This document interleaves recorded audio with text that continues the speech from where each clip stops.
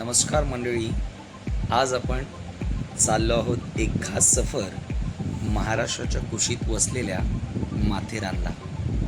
माथेरान एक असा डोंगरी प्रदेश जिथं फक्त निसर्ग आणि मनाशी बोलणं. चला तर मग अनुभव घेऊया. आजच्या दिवसाची सुरुवात झालेली आहे आणि आम्ही निघालो थेट माथेरानच्या दिशेने.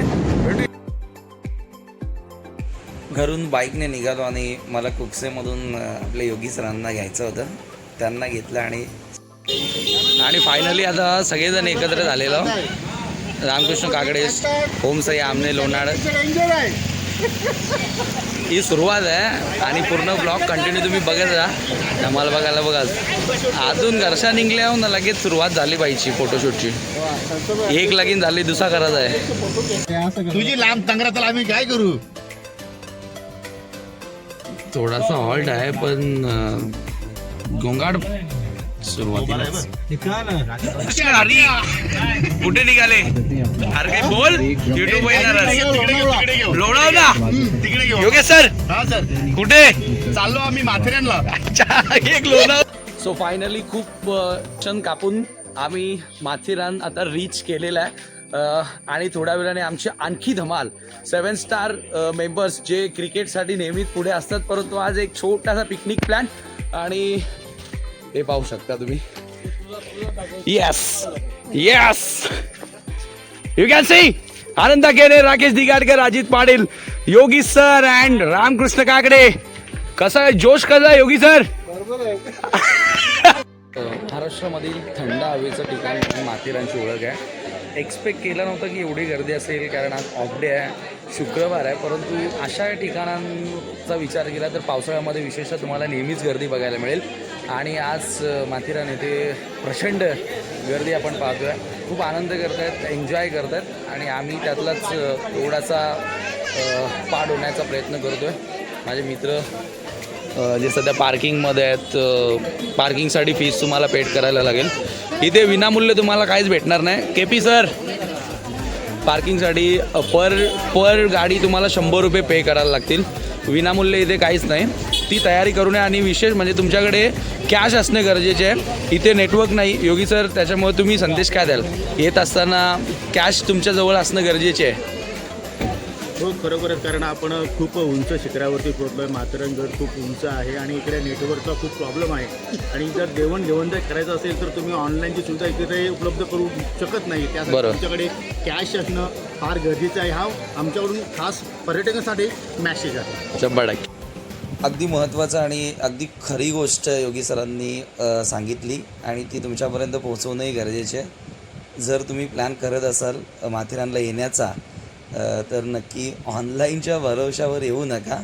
तुमच्याकडे कॅश असणं गरजेचे आहे, अन्यथा तुमची फजिती होऊ शकते. आजच्या आमचे ट्रिपचे स्पॉन्सर मिस्टर बालाराम मेहर. कसं काय? Enjoy the life. Yes, Ajit Patil यांचा स्वॅग वेगळाच आहे. Bhiwandi to Matheran. Okay okay.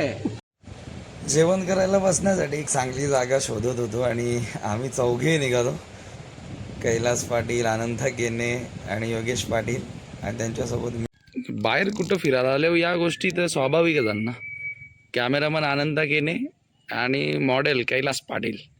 नुसतं फोटो जोर घेतले. जेवायला जागा भेटली ना, जेवता जेवता लगेच राकेश दादा बघा कसा चॅलेंज देतं.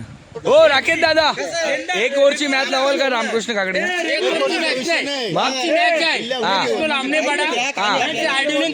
शाबास.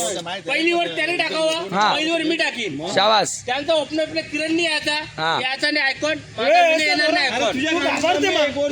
ए लखनदा लावून टाक, एक ओव्हरची लावून टाक.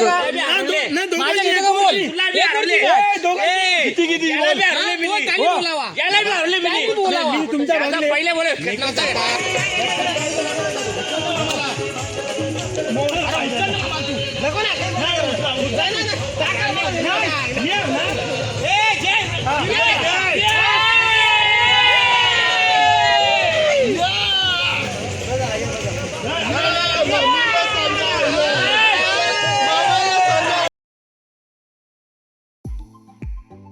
सगळे मेंबर आता नाचून जमलेले, त्यांना अंग धवाचा होता.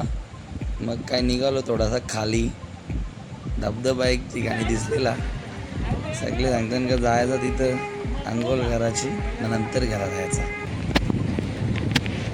बघा एका मागोमाग आमच्या गाड्या सुटल्या. धबधबा माथेरानवरून खाली उतरत असताना मध्ये एक असा स्पॉट भेटतो की जिथे खूप जास्त पब्लिक एन्जॉय करत असते. खूप चांगला धबधबा आहे आणि पाण्याचा खळखळाट येथे आपल्याला बघायला मिळतो. खरं म्हणजे जास्त पॉईंट कवर करता आले नाही. आतमध्ये जास्त गर्दी होती, 2 ते 3 पॉईंट्सला गेलो, बट ओव्हरऑल ते सगळ्या मला कवर करता आले नाही. जेवढं तुम्हाला दाखवत आहे तेवढं दाखवण्याचा तर प्रयत्न केला आहे. आता आमचे काही जे मेंबर्स आहेत ते सध्या धबधब्यावर एन्जॉय करत आहेत. इथून दिसले तर मी तुम्हाला दाखवेन 7 स्टारचे हे जे मेंबर्स आहेत.